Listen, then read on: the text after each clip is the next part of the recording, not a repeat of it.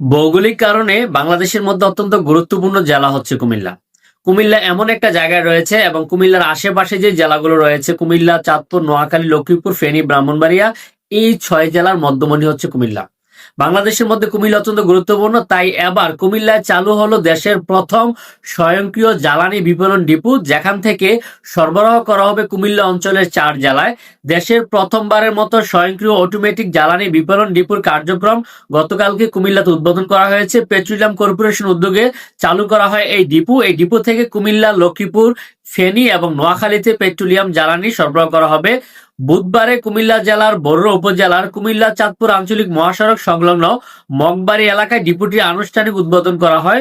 স্বয়ংক্রিয় ব্যবস্থায় পরিচালিত এই ডিপোর মাধ্যমে দ্রুত জ্বালানি সরবরাহের পাশাপাশি পরিবহন ব্যয় সময় সাশ্রয় হবে বলে জানিয়েছে সংশ্লিষ্টরা। দেশের ইতিহাসে প্রথম অটোমেটেড পেট্রোলিয়াম ডিপোর যাত্রা শুরু হলো, যা জ্বালানি খাতের একটি নতুন মাইলফলক। এই ডিপো থেকে কোনো ধরনের হাতের স্পর্শ ছাড়াই আধুনিক প্রযুক্তির মাধ্যমে জ্বালানি গ্রহণ, মজুদ, বিতরণ কার্যক্রম পরিচালিত হবে।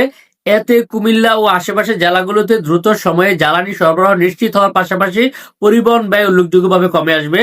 ঢাকা, চট্টগ্রাম থেকে ঢাকা পর্যন্ত পাইপলাইনে জ্বালানি তেল পরিবহন প্রকল্পের আওতায় ১১৮ কোটি টাকা ব্যয়ে এই ডিপোটি নির্মাণ করা হয়েছে।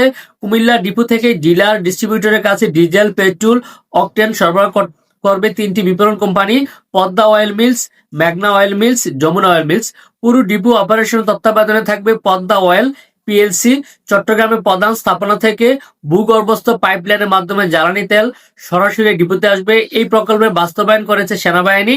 পাইপলাইনটি চট্টগ্রাম, ফেনী, কুমিল্লা, চাঁদপুর, মুন্সিগঞ্জ, নারায়ণগঞ্জ জেলার উপর দিয়ে স্থাপিত হয়েছে।